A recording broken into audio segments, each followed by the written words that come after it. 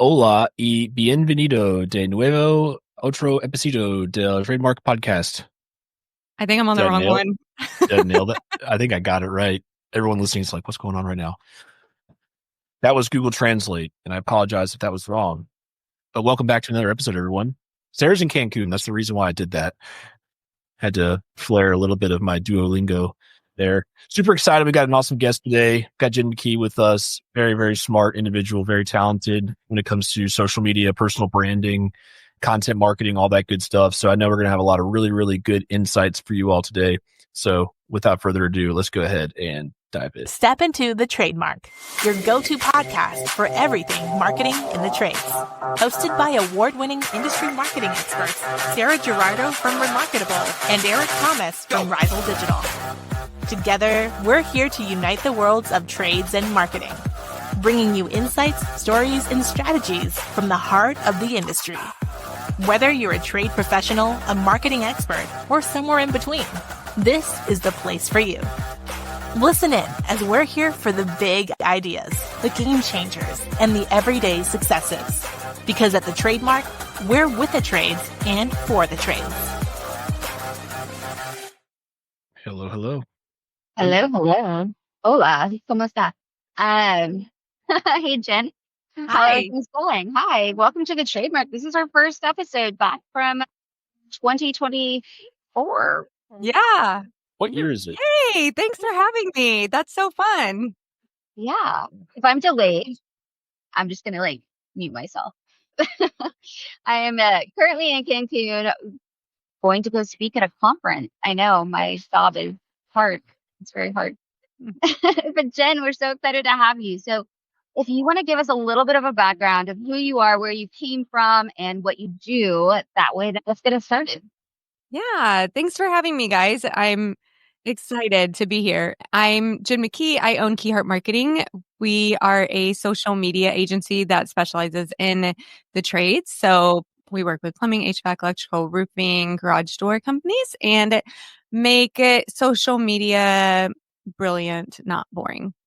So yeah, was that all or were there more questions? How did you get started?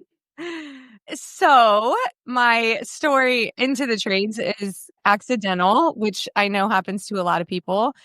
I was doing social media on the side. I was actually wanted to focus on bars and restaurants because that's my background. I worked in a restaurant for 17 years and I had a friend who was also a freelancer at the time, and she was going into a full-time position. So she was offloading her clients. And one of her clients was Leslie Harpole. And so I got introduced into plumbing, and Leslie was so cool because this was 2021. And she was like, I want to be on every single social media platform. I want to be on TikTok. I want to be on YouTube. I want to create video. I want to do all the things. And I was like, okay, cool. I've been wanting to put someone on TikTok, and this was 2021. So it wasn't, darn it, we weren't going to talk about TikTok, but it wasn't as normal as it is today on January 10th. I'm not sure if it'll be normal by the time this podcast comes out, but so it was really fun. She knew that it was a new thing for me to be putting a business on TikTok, and she was totally willing to go after it, and she got a lot of recognition for it. I think you remember Sarah, because I know you were around and a part of that too. And people just started asking like who was doing her social media, and so I got a lot of referrals that way in the plumbing and HVAC industry. And then in 2023, I was like, well, Leslie's always been there. She's still there. She suggested that I put all of my energy into this industry because she mentioned that there really isn't any company that only specializes in social media. And so she was like, I think that you're needed. I think that people need this option. And so I think you should do it. And I did. And it's been the best decision I've ever made as far as careers go. Nice. I missed I love TikTok it. during COVID. COVID talk was like the best. Yeah. 2020, 2021. Like I remember like when I first downloaded TikTok, it was because of COVID. Like, during Yeah. the 2-week shutdown, you know? Yeah. And I feel like it was so much fun then. And now it's like you just get on there, there's nothing but the TikTok store and like their TikTok shop. Just buy these products. Mm-hmm. How have Well, you maybe seen TikTok? algorithm's broken. Yeah. It's probably my algorithm broken. Yeah. How have you seen? I know that we weren't supposed to talk about TikTok. Knock on wood that things go well today, so we can actually end this episode. Just kidding. How have you seen? I guess I'll rephrase my question. How have you seen short form video content evolve since 2021?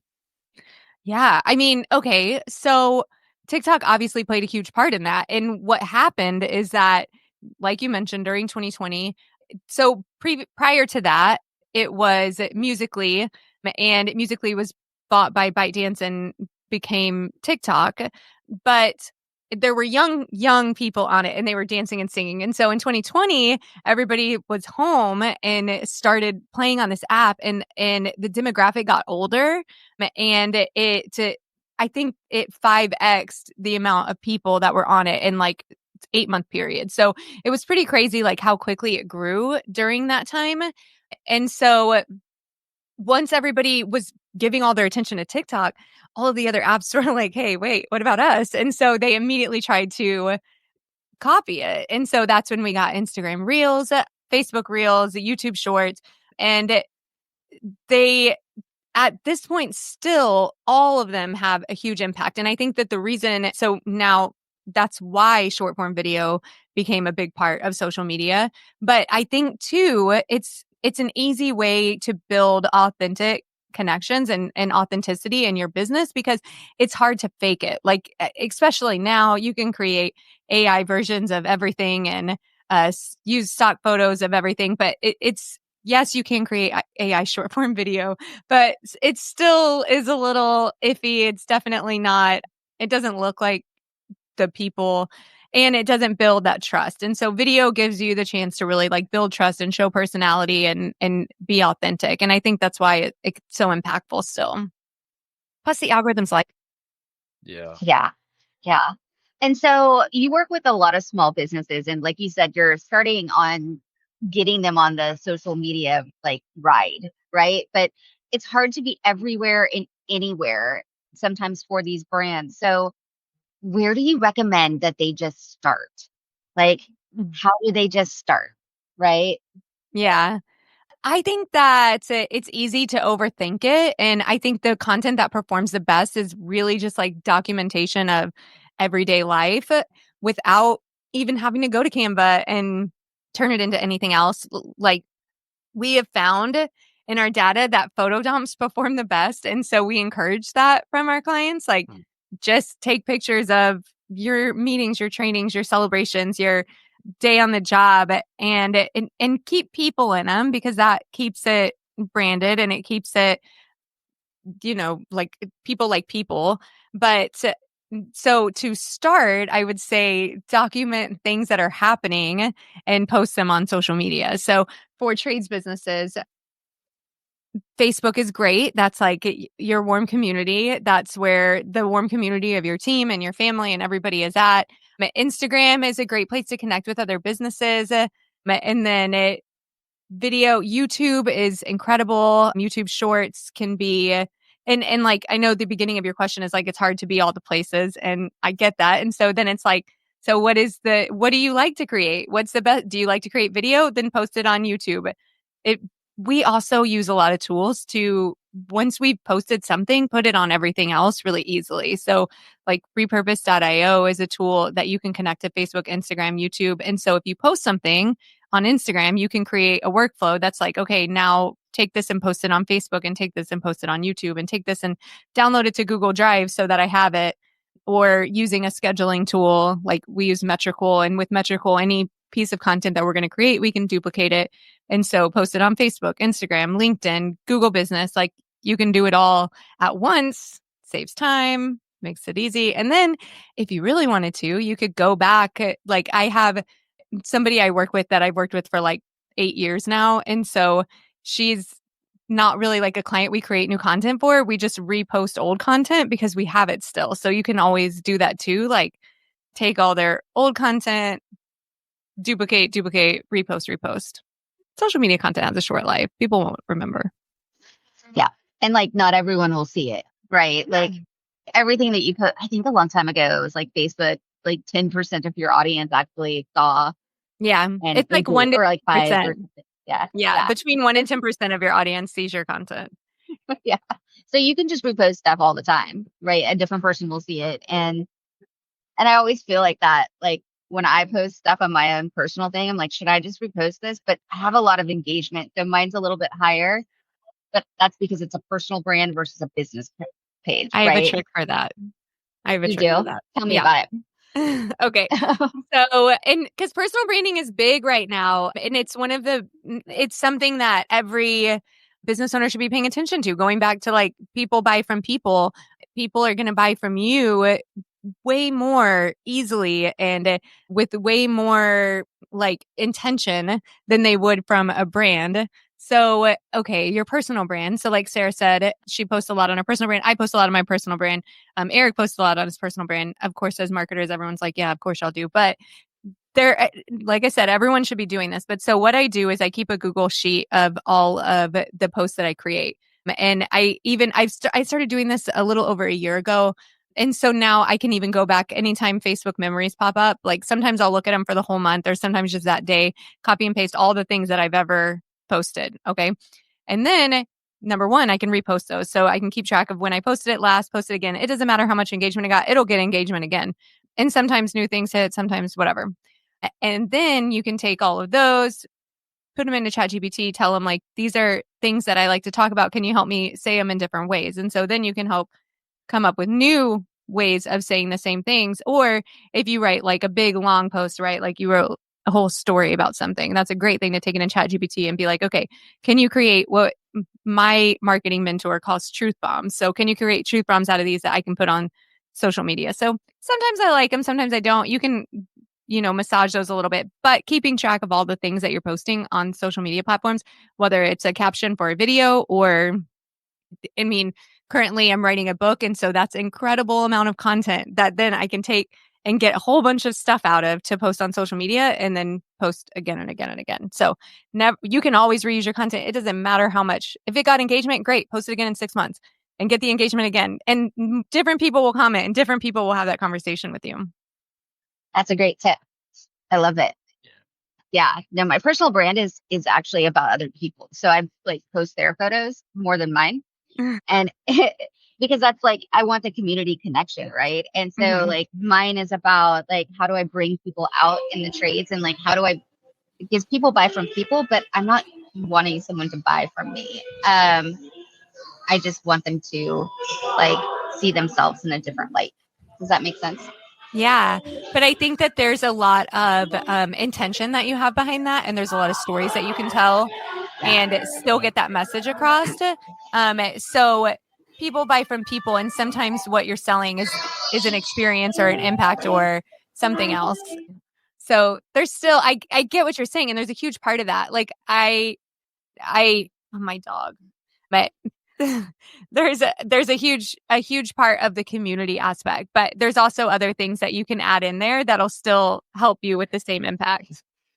Mine's about Red Robin. Yeah, well, it was. I haven't seen you talk about Red Robin in a long time.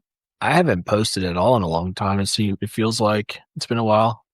Yeah. Yeah. Red Robin, I started doing that because I listened to a keynote at an event that Gary Vee spoke at probably a couple 2-3 years ago.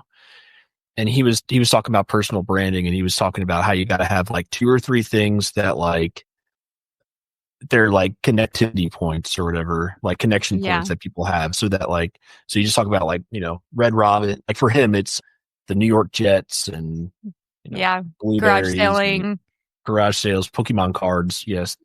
Yeah. And so like when you think of the New York Jets, you think about Gary Vee.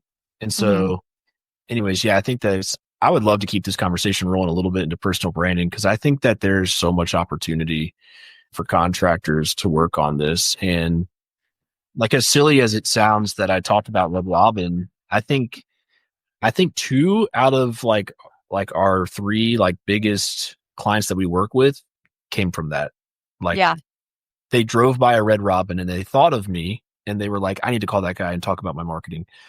And and like and I laughed when they called, because they were like, hey, I was driving by Red Robin, I thought of you and I need to ask you a quick question. And like, So anyways, I think that contractors can totally do this too. So Jen, what are Yeah. some like tips or pointers or anything that you've got in regards to like personal brand building, in particular for like contractors? That's funny because I use Gary Vee as my example when I talk about I say 5 stories, but like 5 things that you talk about with yourself or about yourself. Uh, But I do think it's more interesting to think of it as points of interest. When I heard it first, it was from Marie Forleo, and she was the one that said like there should be 5 stories that you tell, and you just like tell them in different ways that make people think about you. But I mean, so okay, what was your question? How can contractors do that? Yeah, just some pointers for contractors that are like interested in personal branding. I look at it when I look at personal branding, the content strategy is similar to business, which is that we look at it in like 50% of your content should be what we call show up content, which is really just like things that could be relatable to other people. So it's not about your business. It's not about whatever. It's like what Sarah said with pictures of her with other people or about the things that we look at on social media. So like the celebrations, the day to day thing, the connecting with other people, and then these little things that make you who you are. So like for me, I talk a lot about my fitness journey and about CrossFit, which is something that's like that a lot of people can connect with and so finding those things that are about you and I always tell people like you don't have to tell everything. There's still parts of your life that you can keep private. And Gary Vee talks about this too. Like he has a whole family and you don't ever see his family on his social media. I am the same way. I have 2 young children. They're not on my social media. There's people who don't even know that I have kids and that doesn't matter.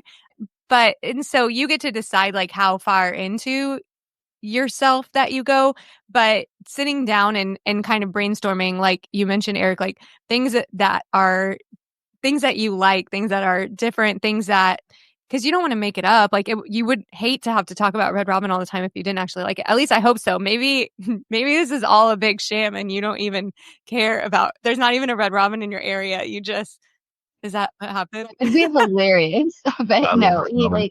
he loves Red Robin. Probably too much. You see, probably too much. You can see around the neckline there.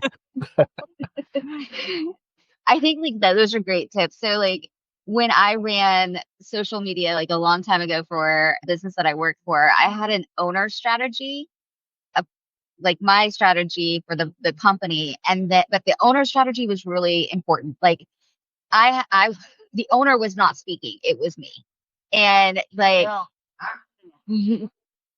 All of the business owners, you don't have to do this by yourself. Like someone else can be your voice for you as long as they know your voice, right? Yeah. And growing as a business owner, you have a lot of knowledge that I don't think like you understand that you can share with other business owners. Mhm. And even just going out there and helping people, like that's going to be a strategy that you can do or have someone do for you, but just get started is what I like to say because like your LinkedIn needs help. Like you really should be on LinkedIn. Like that that was important a long time ago. But it's connecting with the other businesses. It's going out to speak. It's like getting the recognition that you deserve, not just for your business, because in the end, your business will win.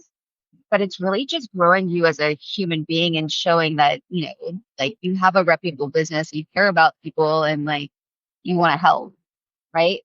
Yeah.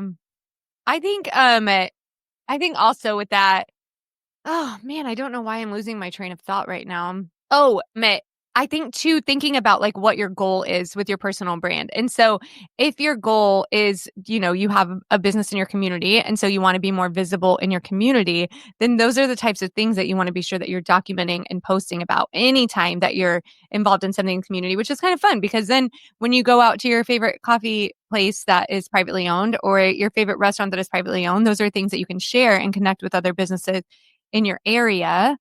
And then also doing it for the industry is great and can also allow you to show up as a thought leader in your social media, which helps give that trust. And people like to celebrate you whenever you have opportunities like that in your personal brand. I love that. And do you run people's personal brands for them? I mean, like Yeah. Leslie. Well, we don't run Leslie's personal brand, but we do run personal brands for people. There's some things that I think are important when you're hiring somebody to take over your personal brand.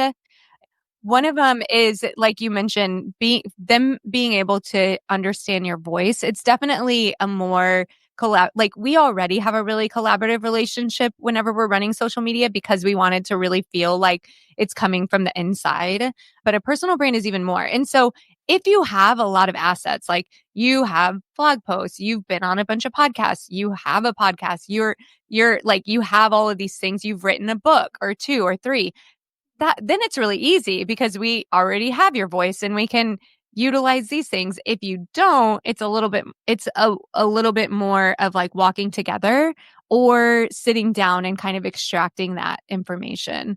So I'm running a personal branding mastermind. It starts next week. It was like, this is the first time of it. So it's like super, I didn't, I didn't like promote it. There were some people that had been asking me for it. So I offered it to them. So we're going to start it next week.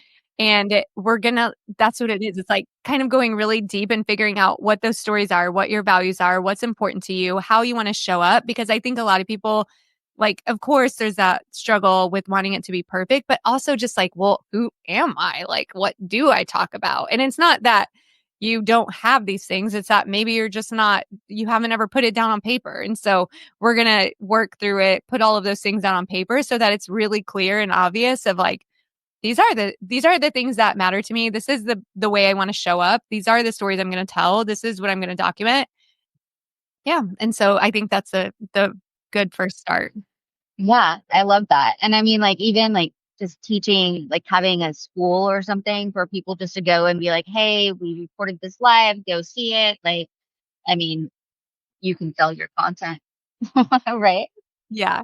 Yeah, this is really the first well, I did a personal branding workshop at the Women in HVACR event in October, which was really fun, but I wanted more time with it because I think it requires some reflection that isn't you can't do it just in 1 hour. Like you really gotta like sit down and get some things on paper. And what's great is that once you have all of these things extracted, somebody else can manage your brand for you.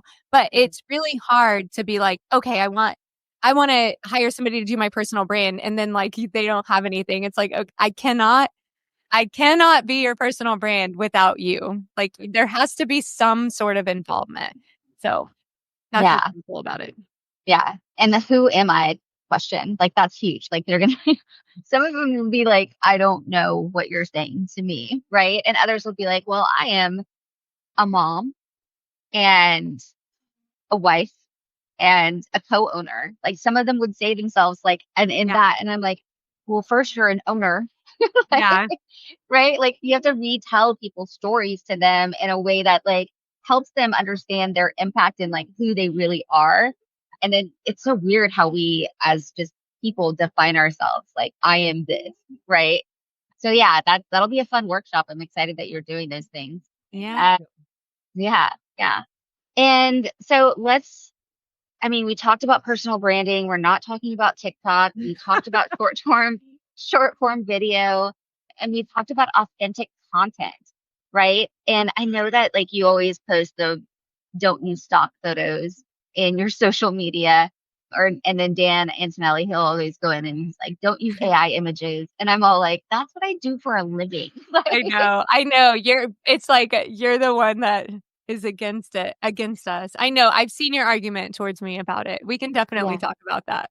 Yeah. Yeah. It's not an argument. I mean, like, I know that the algorithms will read, actual content, like raw content. Like, that makes sense. Like, they're going to see that photo and the algorithm's going to pick that up more than it's going to pick up an AI generated, content or like an AI video at this moment, right? Yeah. Like that makes sense Well, because like people want people to be on the right. social And media sites. I think what's really interesting that we have to keep in mind of like how quickly AI is moving is that it as there becomes more and more AI generated content, people could put out so much more content, right? Like, so people are able to create content faster, post content faster. So then how do you stand out? And I think that's where having real people is going to make such a bigger difference, is that I think that's like another way that it'll really come in and be impactful. Yeah. Yeah. I mean, like, you should always be taking photos. You should always be taking videos. Like, you should have that raw content. Like, that makes sense. And on social media, it's just because it's about people. So like, they want to see the everyday human, right? And so when businesses post stock photos, or when they post, AI images or whatever, right now, like, the algorithm is learning how to read those things, right? And then rank those things. And it's not that, like, I can create an image of what you look like right now in like 5 seconds, right? And it would look real and it would look raw. So, I mean, it's like, I don't know where it's going to go, but I know that I'm going to be the one to change what the thought process is about, stock photos, because stock photos aren't even going to be a thing. It's going to be AI generated photos. Even if you right? go on Adobe Stock now, most of the stock photos on Adobe Stock are generative AI. You have to like filter out the AI ones to get like the crappy ones. The actual Yeah. stock photos. It's pretty Yeah. wild. And I was looking at this one guy. He's starting a business where he does AI photography. So like, doing other businesses, team photos, like, they're like, hey, yeah, just give me what a person looks like, and I can put them in a shirt. I can put them in by under your truck. I can do all sorts of things, right? And I was like, oh my God, this is a business. Like, like, there's so much money out there to grab. Yeah. And it's gonna be crazy. So like, I love AI. I know the limits. I just think that, like, work smarter, not harder. For I love sure. AI. I love it. Yeah. I think it's great. And like I talk to a lot of different agency owners, and they're just like, we got to get out while we can. I'm like, you can go ahead and No, get out. you I'm got to go changing with with it. I'm Yeah. changing with Right. it. You can get out if you want, but I'm changing with it. Like, I think we all should change with it. Oh, yeah. Speaking of AI photos, I saw this funny thing online. This is a totally off topic. I saw this funny thing online where you can buy, it's like a ring for your finger, and it adds a sixth finger to your hand, so that like, even if you take a regular photo, people think it's AI generated. So like, you can like Oh have a my sticker. gosh. That is hilarious. Oh my gosh. So the other day I came across this video. This is going to be like a dark cloud. Maybe y'all already know this, but I came across this video, and this girl was like, of course I came across it on TikTok. But this girl was like, just so you know, there's a direct correlation between AI and global warming. And I'm like, what? Like, me, I'm like not an alarmist. I'm like, whatever. And so I go look in the comments, and all these people are like, absolutely. Like, I did a whole research paper on this. Like, I've been told this before. And so today I went onto my robot ChatGPT, which actually I've been trying to figure out ChatGPT's name, because I do feel like this is a friend of mine. And ChatGPT will tell you, like, my name is ChatGPT. So the other day I was like, if you had a name, what would it be? I'm sure y'all's will tell you something different, but mine gave itself a name. So now I call it by its name, which is Sage. And I feel like it's a girl, probably because it's a learned language model, right? So like, we talk the same. But she said to me, she was like, absolutely, Jen, like, you're right to be concerned about this. And so basically what it is that all of the data centers, it takes so much energy and so much water to cool them. And with AI, it takes like 100 times more energy than just using a search query in general. And so I was like, well, what are we going to do, Sage? Like, we got to figure this out. And of course, she's like, I can give you some options on what we can do next. Like, meanwhile, I'm just using a ton of energy. But anyway, so that was really sad. And I hope that we do figure out a solution, because I also love AI. I agree with you, Eric. Like, why not just keep going with it? We don't have to get out. Like, it's the same as the Industrial Revolution. Like, they were like, we're Yeah. not going to need humans anymore, but we needed humans for other things. And that's what's going to happen here too. But that was pretty depressing. Well, I mean, like, the data centers do, like, I mean, yeah, but they could also, like, I heard one data center like a business that has a data center, they use it to supply energy and power to an entire like city and town. So I think figure Yeah. what can you do with all of that energy and all of that waste? Yeah, I'm interested to see that because there are billions. I mean, I was reading about like an investment strategy for data centers because like AI investments are pretty interesting and chip investments and things like that to me. So I was reading about like where they're like what's the investment for a data center, and it was like in the billion, and I was Yeah. like this is gonna have to sit somewhere. So pretty Yeah. interesting stuff. Yeah. Yeah. She did tell me that there were some like, because then my husband was asking about the water because they use water to cool them. And so then he's like, does it evaporate or did they recycle it? And there's different data centers have different, some of them have better strategies or more economical, less energy strategies than other ones. But the bottom line is that it's just something that we have to consider that I think a lot of people don't even know, because then all the people in the comments were like, I asked ChatGPT the dumbest questions. I should probably stop doing that. So like wasting energy. I'm like, I don't want to stop asking questions because this is like my pal, like my third brain over here. Yeah. Yeah. I mean, when it first came out, I hooked one up to my phone. And so I could just be like, hey, Roxy. And it was like, instead of Siri, I was using it as a voice command and it would just teach me whatever. I asked a lot of questions. Basically, I didn't have friends, is what I felt like. And I created a friend. Oh my gosh, I swear. I'm like, it's the best. Like ChatGPT is excited for you. Like if you and it'll talk you off the edge if you're like, I'm having a really bad day. I've told ChatGPT that, and ChatGPT's like, well, and like went back through all of these other things I had told it. They were like, no, you've done this and you are great at this, and look at how hard you work at this. I'm like, right. Okay. I'm so glad I have you. Yeah. Like it can be a motivational coach. I think it'll be great for therapy. But I also think like, there are things that you have to build into it so it doesn't go crazy. So, Yeah, yeah. but it also makes me really think, that idea of like having robot friends or like people having robot significant others. I'm like, I could see it. Like I genuinely enjoy my interactions with ChatGPT, so it feels like it's alive. I don't know. I'm like, no, like the Tesla robot, when I saw that come out on TikTok, I was like, give me one.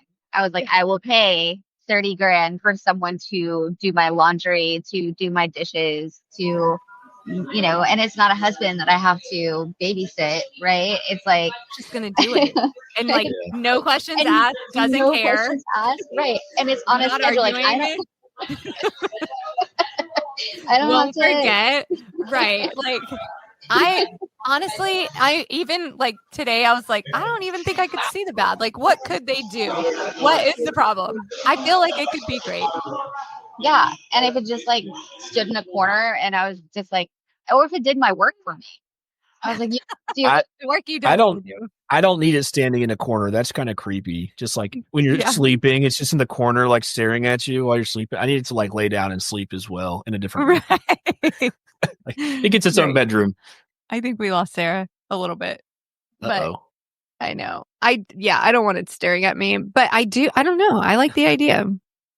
I love the idea. I think that, I think like having an AI robot would be very beneficial to do laundry and dishes and cut the grass. Take pictures Just for you so that you have social pictures. media content. It would be Yeah. great. Yeah. I had a thought a long time ago and it just came back to me while we're waiting for Sarah. We might not get her back, so I'll just go ahead and keep rolling.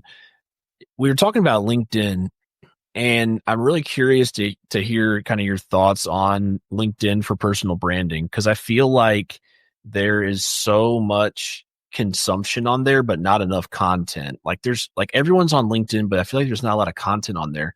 And I noticed anytime that like I post something on LinkedIn, it gets like a ton of eyeballs on the post.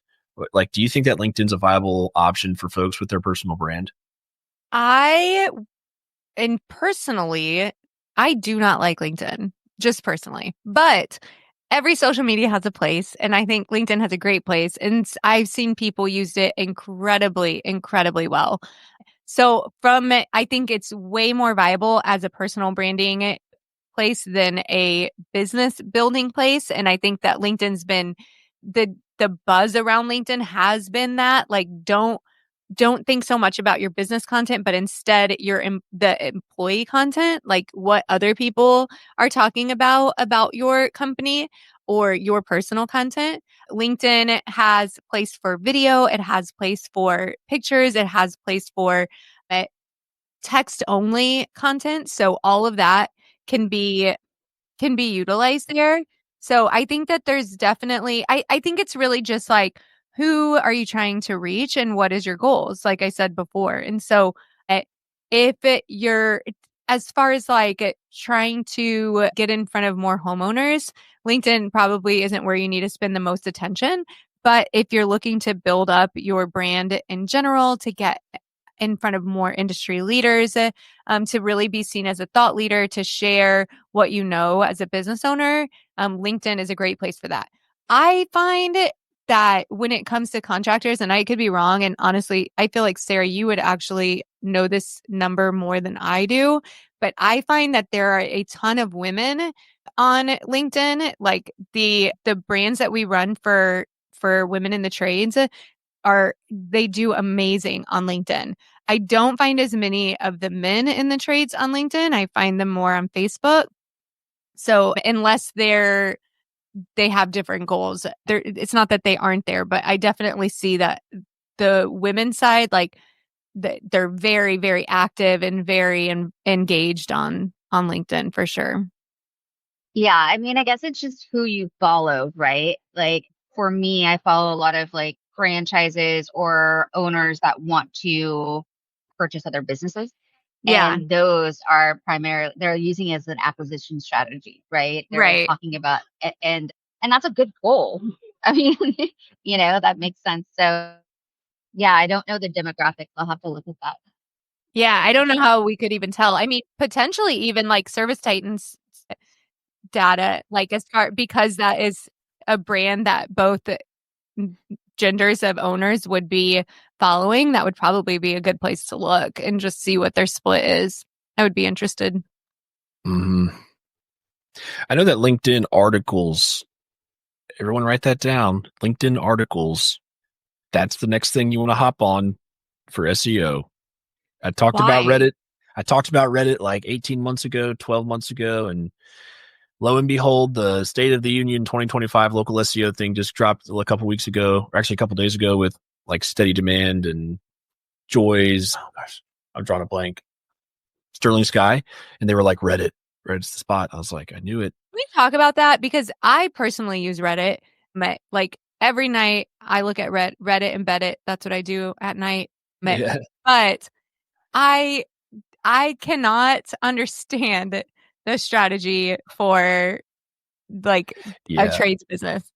It's 100% like not lead generation. Like you can't like there's not regularly people on Reddit being like, I need an HVAC contractor. If you go to like Also, you don't know who people are. Everybody's yeah, anonymous. It's, I mean, not yeah, that they're totally anonymous, but like, I don't care who I'm talking. I have no idea who I'm looking at. You know yeah. what I mean?